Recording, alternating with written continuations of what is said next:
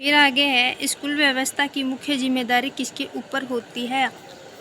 तो स्कूल व्यवस्था की मुख्य जिम्मेदारी तो प्रधानाचार्य पर ही होती है, तो इसका उत्तर हो जाएगा बी। ऑपरेशन ब्लैक बोर्ड से संबंधित है। ऑपरेशन ब्लैक बोर्ड से संबंधित क्या है? ग्रामीण विद्यालयों में ब्लैक बोर्ड उपलब्ध कराना। दूसरा है सार्वभौमिक पंजीकरण कराने से। तीसरा है बीच में ही विद्यालय छोड़ने से रोकना। चौथा है सभी विद्यालयों में आधारभूत सुविधाएं उपलब्ध कराने से। हाँ, ये सही है, सभी विद्यालयों में आधारभूत सुविधाएं उपलब्ध कराने से है। इसका उत्तर हो जाएगा 4। विद्यालय में पाठ्य सहगामी क्रियाकलापों की आवश्यकता है, तो क्या है?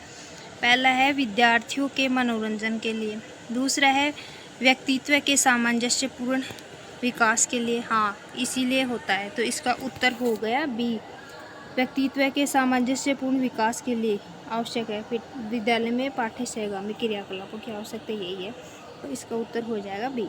फिर है विद्यालयों में प्रभावी संस्थागत वातावरण का महत्वपूर्ण सूचक है। क्या है महत्वपूर्ण सूचक? पहला है अच्छे मानवीय संबंध। इसका उत्तर यही हो जाएगा। विद्यालयों में प्रभावी संस्थागत वातावरण का महत्वपूर्ण सूचक यही होता है, अच्छे मानवीय संबंध। इसका उत्तर हो गया ए। फिर आगे है नेतृत्वकारी अध्यापक का प्रमुख कार्य है। नेतृत्वकारी अध्यापक का प्रमुख कार्य क्या है? तो पहला है कक्षा में अनुशासन रखना। दूसरा है पाठ्यक्रम को समय पर पूरा कराना। नहीं, ये गलत हो जाएगा। तीसरा है विद्यार्थियों को निर्देशित करना। ये भी गलत हो जाएगा। चौथा है विद्यार्थियों को स्वतंत्र रूप से सोचने और निर्णय लेने के लिए प्रेरित करना। तो इसका उत्तर हो जाएगा डी। नेतृत्वकारी अध्यापक वही होता है जो विद्यार्थियों को स्वतंत्र रूप से सोचने और निर्णय लेने के लिए प्रेरित करता है, आगे बढ़ने के लिए, आगे उनकी सोच को विकसित करने के लिए, सोचने के लिए कहता है, तो वही होता है अच्छा अध्यापक। इसका उत्तर हो गया डी। शिक्षण युक्ति जिसमें अधिकतम मानसिक क्रियाएं सम्मिलित होती हैं, तो पहला है व्याख्यान, दूसरा है प्रश्नोत्तरी, तीसरा है समूह चर्चा और चौथा है वाचन। तो इसके अंदर क्या होगा? इसके अंदर हो जाएगा समूह चर्चा, क्योंकि समूह में हम जो चर्चा करते हैं वो हमारी बातें जल्दी याद होती है। इसका उत्तर हो जाएगा सी।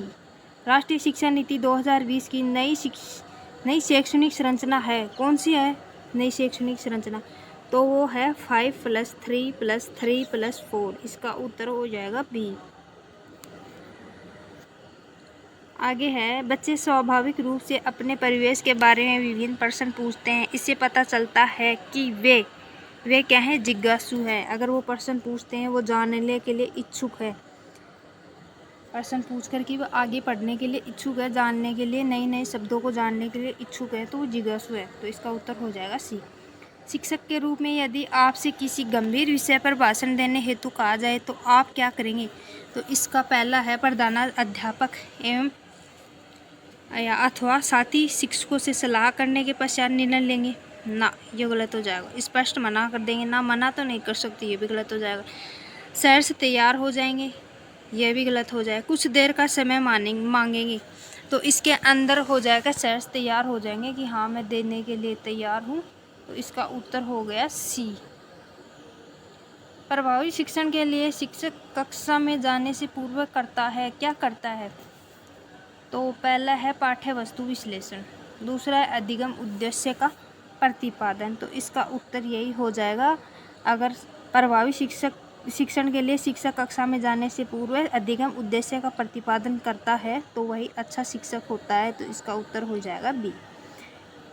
विद्यार्थियों में पुस्तक पढ़ने की आदत विकसित करने के लिए क्या चाहिए? पहला है कक्षा में पाठ्य पुस्तक पढ़ाना, दूसरा है बाल साहित्य पढ़ने के लिए प्रेरित करना, तीसरा है समय विभाग चक्कर में पुस्तकालय हेतु कालांश रखना। हाँ, यही हो जाएगा। इसका उत्तर हो जाएगा सी।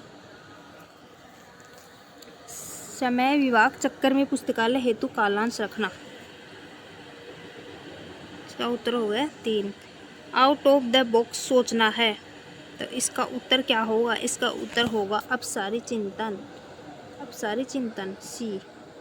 एक अच्छा अध्यापक वह है जो कौन सा है? पहला है विषय को प्रभावी ढंग से पढ़ाता है। ना, विद्यार्थियों को प्रेरित करता है, विद्यार्थियों को पढ़ने के लिए प्रेरित करता है, क्वेश्चन पूछने के लिए प्रेरित करता है, जिज्ञासु करता है, तो इसका उत्तर हो जाएगा बी। फिर आगे है, एक विद्यार्थी एक प्रश्न का उत्तर अलग ढंग से देता है, अध्यापक को चाहिए कि क्या चाहिए, उस पर ध्यान न दे ना, ये तो गलत हो जाएगा। विद्यार्थियों को चुप रहने के लिए कहे, ये भी गलत हो जाएगा। विद्यार्थियों को कक्षा से बाहर जाने के लिए कहे, ये भी गलत हो जाएगा। फिर चौथा है, विद्यार्थियों से उसके उत्तर के पहलुओं को स्पष्ट करने के लिए कहे, हाँ ये सही होगा। इसका उत्तर ये हो जाएगा कि विद्यार्थियों को उसके उत्तर के पहलू को स्पष्ट करने के लिए कही। इसका उत्तर हो गया 4। शिक्षक शिष्य के संबंध में निम्नलिखित में से कौन सा उपयुक्त है? पहला है औपचारिक, दूसरा है केवल कक्षा तक सीमित, तीसरा है सौहार्दपूर्ण और सम्मानजनक, चौथा है उदासीन। तो इसका उत्तर क्या होगा? तो इसका उत्तर होगा सौहार्दपूर्ण और सम्मानजनक। इसका उत्तर हो गया 3। एक शिक्षक को प्रश्न पूछने से धारा प्रवाह कहा जाता है यदि वह पूछ सकता है। क्या पूछ सकता है? तो इसका उत्तर हो गया डी। एक निश्चित समय में कोई अर्थ प्रश्न पूछ सकता है। एक शिक्षक को प्रश्न पूछने में धारा प्रवाह कहा जाता है यदि वह पूछता है, एक निश्चित समय में कई सार्थक प्रश्न पूछ लेता है। तो आपको अतिरिक्त कक्षा का महत्वपूर्ण कार्य दिया जा रहा है। आप सोचेंगे, क्या सोचेंगे? यह बोझ है ना, बोझ नहीं सोचेंगे। किसी दूसरे साथी पर डालने का प्रयास करेंगे, नहीं, ये भी नहीं कर सकते, ये तो गलत हो जाएगा। फिर आगे है, स्पष्ट ना कह देंगे, ना, ये भी गलत हो जाएगा। चुनौती स्वीकार करेंगे, हाँ, चुनौती स्वीकार करना ही शिक्षक का सबसे बड़ा धर्म होता है। तो इसका उत्तर हो गया डी। फिर आगे है, प्रयास और त्रुटि का सिद्धांत किसके द्वारा प्रस्तावित किया गया है? तो प्रयास और त्रुटि का सिद्धांत थॉर्नडाइक के द्वारा प्रस्तावित किया गया है। तो इसका उत्तर हो जाएगा ए। फिर आगे है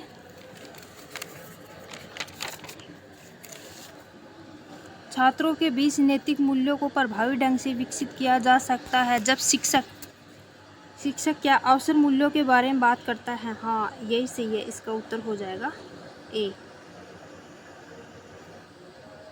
फिर आगे है, औपचारिक सामाजिकरण कहाँ होता है? तो कहाँ होता है? तो इसका उत्तर पहला है दोस्तों से, दूसरा है समाज से, तीसरा है पड़ोस से, चौथा है स्कूल और विद्यालयों से। हाँ, स्कूल और विद्यालयों से होता है औपचारिक सामाजिकरण का विकास।